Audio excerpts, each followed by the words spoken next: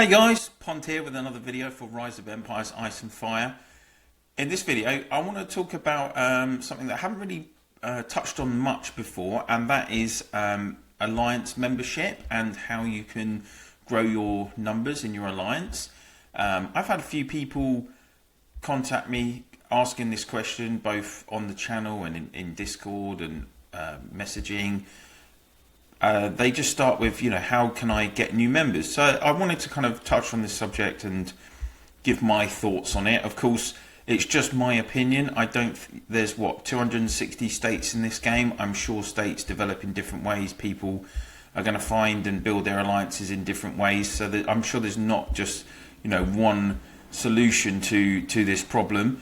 But I wanted to give my 2 cents on it, so to speak. Before I start though, I want to give a shout out to a friend who I've been playing with since almost the very beginning. Let's just find him. My friend Elbow, who we were both in 53 together in Kill, which was the second alliance I was ever in. Literally, I joined it a couple of weeks into the game and we've been playing together ever since. Really good guy. Loves a battle in Kill event. He was the first of us to get like all orange gear back in the day, and then the first in the group to get all gold gear as well. So have a look at what he's done here when it loads up, please. Elbow today finished 5 farms at C25 all on the same day in our farm alliance. So now he's up to 6 C25s in our state, which is, so he's beating me now. I had the most with my 4, and as you can see, he's just north of me up here. So Elbow, that is a awesome effort. I know you watched my video, so I wanted to make sure that you got recognised for that. I know other people have got lots of C25s as well in older states, but you've done that in the space of 14 months, and just epic job, mate. So well done. And for those of you that are watching, like, Elbow is not a spender. He's done that through hard work and determination and grit and being active and doing things every week. And he finished zone com in all of those farms, and did it the right way. Focus on zone com as soon as you can, and then he just built them up. He's been very kind of focused on the leveling up. Because having all of those resourced areas, buildings in those farms, they're going to be generating large amounts of resources. He's finished zone com. He's going to be able to hit 9th chest on gathering day, for instance, as well. So he's focused on those kind of key specific things. What have I done today? Well, I've made Pond Farm 2 a C22 as well, and I've done some big upgrades in Pond Farm 3 on my storage, so that is going nicely, and it's nearly finished zone com as well. So I'll be hopefully making that C22, trying to catch up. If I can get these 2 up to C25 and just be matching Elbow, that's kind of a little challenge I've set myself, so I'll keep you up to date with that. And in my main, which we're in now, my LordOfPondtail account, I have started the last of the dragon buildings as well. So I'm doing Frost Dragon Lair, and I'm already up to level 11. Just to give you guys an idea of what you're going to get from your last kind of general building that you're going to build in the game. Destructive power, really high. Look at this. Max is at 50. Why does that matter? Well, if you look at the Dragon Slayer, you can have a maximum of 63 bolts in your Dragon Slayer. So if you use 2 Frost Dragons on an opponent, you'll use up all of their bolts in 2 hits, in 2 shouts, and then you could use, a Black Dragon to remove their fortification before they're going to be able to repair that, because again, you've got that 30-second cooldown these days on using the gems for improving the fortification. The other thing about this Frost Dragon Lair, so I'm on level 11 already. This is just what I did today to get my 9 boxes. And then look at these power increases straight away from 11 to 12, almost 5.1 million. Then it goes up to 7.3, then 10,000. Then it goes, what's that, 13,000, and it just goes nuts. So these, like, look at these last levels. You're talking 34 to 38,000 power increases per level. That's huge. So I think by the time you get to like this, you'll be able to basically get all 9 boxes with the one level increase, which is good because I'm running out of buildings to upgrade. Actually, I'm going to unlock the cellar in level 3 of VIP store. I'm pretty close. So in my VIP shop, you see here, I'm level 2, and I've only got to get another 4.3-ish million points. So I'm just going to finish doing these privilege items for the archer, might, resistance, and HP, and that's going to take me over. So I'll be on to level 3 of the VIP shop, and you can get the cellar is a new building with that. But after that, I think I'm really running out of stuff. So it's going to be interesting to see what I can do, basically. Sorry, I've kind of rambled on about various other things rather than the topic at hand. So let's get on to that. Building up your alliance membership. So how many have we got in Undisputed right now? We're on 98 members. We're a long-running alliance. We've been going for, well, I joined it a couple of months into playing in State 53. In fact, I think we joined it at the start of S2. And I've been here ever since. We had a short trip to Bar to, work with them for Season 4. But the rest of the time, we've been in Undisputed. And we've always, even when some of us went over to Bar to work with those guys, we still had a good membership here. There was probably 60 players still in here, lower level players that were ticking over. And, we still had connections here with farms and things like that to look after them and help them. And I guess it depends where you are in the game. If you're in those, what I would say is, let's have a look at on the membership page, okay? Oh, BlueStacks is going really slow. Why is that not loading up? Here we go. Obviously, you've got these 4. You've got your 8 R4s, but you've also got these 4 specific roles. As you can see, Nafina is Diplomat, I'm Overseer, Robin is Recruiter, and Darth is Guardian.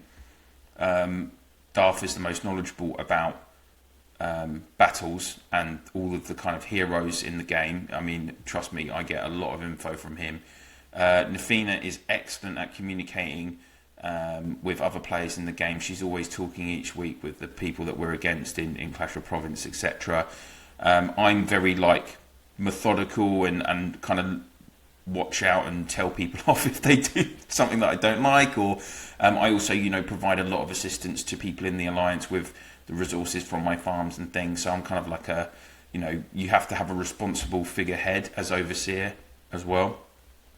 And then Robin, again, just really chatty, good communicator. And what I'd say is, if you're going to try and get extra players into your alliance, then you need to choose a really kind of active player, which Robin is, and someone who's a really kind of friendly, good communicator, which again is what Robin is. Because they're going to have to put the time in. Being Recruiter is not an easy job. You've got several thousand players on your state alone, and in those first couple of months, that's where your pool of talent is going to be. And depending on what you want to, I would say in the first few months of the game, obviously when you're in state and that's your options for recruiting, you really want to position yourself where you are one of the, hopefully you're in a state that's got a NAP, and if you do, you want to be trying to push to be included in that NAP. Now, if that means you kind of have to work together with one of the other alliances, so be it, because in the long run, most states, you have like 20, 30, 40, 50 alliances when you first start, but they do all kind of merge into, 4, 5 or 6 main alliances. That happens in every state. You're going to lose people along the way, numbers are going to reduce. So recruitment is going to get tougher. So it's really important in those first few weeks of the game that you once you've got your alliance going, you pick someone who's got the time at that point to invest in trying to recruit players. And obviously early on in the game, you're going to have lots of people that are just in very small alliances. They don't even know what they're doing. I mean, I would include myself in that. My first alliance draw stood for Dragonite. I didn't have a clue what was going on, so I had to kind of learn those first few weeks. And then a friend that I was chatting to, that I've met in the game, said he'd moved to my second alliance, Kill, and said they were good people and it was a fun vibe there. And I got it, and then I applied for there and I got in because I knew my friend was in there. So you have to put. So my first tip would be put the work. Well, first tip is appoint the right person to be your recruiter, someone who's going to put the effort in. Second is set yourself up so that you are in NAP, so you're an attractive option for people. And then I'd say third tip would be scout out people that you can see are growing and active in smaller alliances that might not be covered in NAP, so they're going to get that benefit. There's always going to be those smaller alliances which have 5, 10, 15 people, and you have to be persistent. When I was doing recruiting in 53, I did choose the smaller alliances, and now some of those guys have been with us for ages. Where is he? Somewhere around here is Muffin Man, and he's rocking a I think he's moved. He's rocking a C25 with a C23 farm, and I've mentioned. Oh, there he is. He's right there. So Muffin Man, I was actually hitting him, attacking him, sieging him constantly in 53 and his alliance, because I was trying to get resources, etc. And they weren't included in NAP. I don't think we had a pretty loose NAP at the time, and he was just suffering and not being able to grow. He was like C13, I think, at the time, maybe C14. And I contacted him like I did dozens of players at the time, and he was one of the ones that said, yeah, you know what, I do want to join. And now look at a year later, look at it. He's got a C25, a C23 second account, and how many farms has he got there? He's up to 7 farms, and he is an active contributor in all of our Reign of Chaos seasons in Eden. He makes a major contribution to our alliance in the long term. So I would just say be persistent with it. Message people that you can see are obviously in smaller alliances, and they might be. Don't put any criteria on, they must be like C15, C16 in the early days. A couple of castle levels are easily obtainable in the first few months of the season, and the most important thing is that you have active players that want to play the game and want to improve. So that would be like my kind of core top tips for recruiting in the first few months of the season. On from that, obviously, when 21 weeks into the game, migration event opens after season 1, and that offers up both solutions and problems, because the players in your alliance suddenly have a lot more options, and at that stage, unless they're a massive spender and they've pumped their account and increased their power a lot and their migration rating a lot, then people are going to be able to move easily. And if you saved a couple of migration tickets, spent that £5 a month for a couple of months, and you only need 2 migration tickets, then it's really easy to move. And obviously you could get players that could be poached, or maybe your state isn't developing well, and the NAP has disintegrated, and you've got internal issues, and then again you might want to move your whole alliance to a different state as well. But what I would say is you need to keep being active in recruiting, never stop. Talk to other players in other states, obviously in your group, that are going to be potentially options for you in the long run. Our whole alliance moved to 55, and when we got to 55, our recruiters were talking with the existing alliances here, and we merged a few players into Undisputed. We didn't move not everyone from 53 wanted to come to 55, so we lost some players. But when we got to 55, we'd already communicated and said we were coming, and people get to know you. This is a social. I know it's a war game, and you do attack people, but equally it is a very sociable game, and part of that is a key element to it as well. So my next tip would be never stop trying to recruit, and kind of factor in where you are in the game and who your targets for recruitment are going to be, whether that's staying in your own state and potentially recruiting from other states in your group who aren't developing as much, and so you might be an attractive prospect to them. Again, you've always got to be an attractive prospect, right? In our group of states, Immortals in state 47, they're the strongest alliance in our group, and they've recruited people from almost every state in our group because they're the strongest. People want to go to them. So you need to kind of make sure that you're recruiting people which you're going to be attractive to, and you want to, like, I would say, for me, the social element of the game is really important. I think you have to balance it. I know, for instance, some alliances are very, very strict on things like if you don't log in for 2 days, you're going to get kicked. I mean, I would say you kind of, another thing in terms of being attractive for recruiting players, you have to kind of gauge where you are. In Undisputed, we're not that super strict. Like, as Overseer, I don't kick people out if they're not donating. Maybe I should, but we do put a strong emphasis on enjoying the game and having a laugh. And we're not the strongest. We're never going to be the strongest. And but we enjoy playing the game, and we have a laugh together, and we rarely have any disputes in our alliance. We're pretty chilled in that regard, and people want to play the game and log in and find out how people are doing each day, and just enjoy themselves. So I would say, don't forget that I see a lot of politics about this game, like online in the Facebook groups and stuff like that.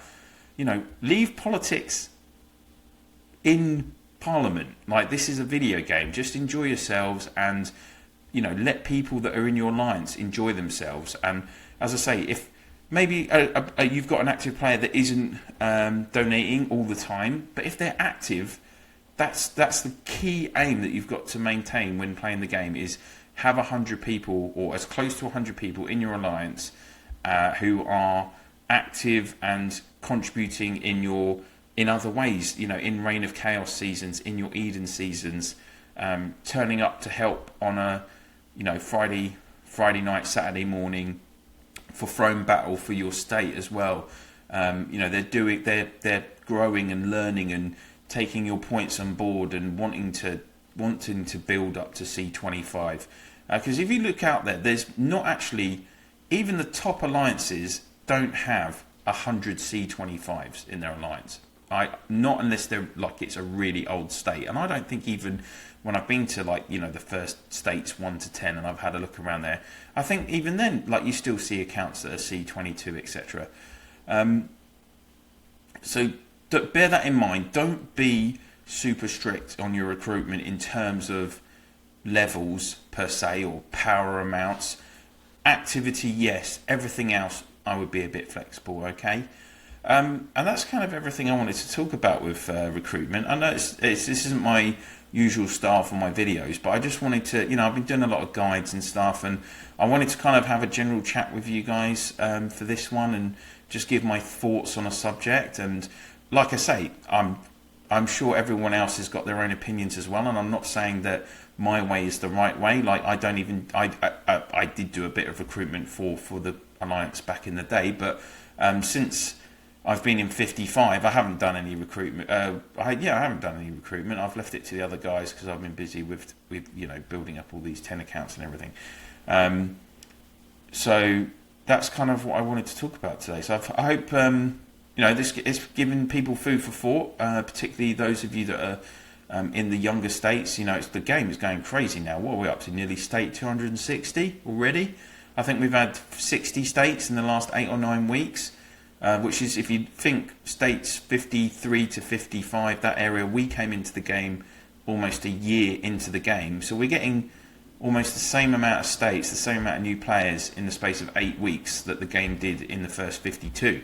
So it's really good to see the game is growing, and I don't know how many states we're going to end up with, but Clash of Province in the future is going to be fun for sure, and if they start opening up these Eden groups, it's going to be absolutely nuts. So I hope everyone is kind of enjoying it and progressing how they want, and they're enjoying the content on this channel. And if you've kind of enjoyed me talking about just this subject in general, and you think you'd like to hear my views on another subject or two, then please do pop any comments that you have in the comments section below, and I'll have a look and put something together if you guys want to see me talk about something else, not just like a tutorial. So thank you very much for watching this video, guys. I really appreciate all the support on the channel. We're nearly up to 700 subscribers, which is amazing. I'm really pleased. Thank you to everyone that is subscribing and supporting my channel, and I'm getting lots of like positive comments from everyone, which is so pleasing to see. Thank you so much. I'm really enjoying doing the channel, and I'm definitely going to be pumping out as much content as I can for you guys in the coming months. So I just wanted to say thank you very much to everyone that's watching, and for those of you that haven't already, do please click that subscribe, ring the bell, share my channel in your Alliance chat and province chat for those of you in the new states, and of course, as I've said, put any comments in the section below that you might have. So thank you very much for watching this video about how to recruit new members to your Alliance. I hope you found it useful, and I'll see you guys soon.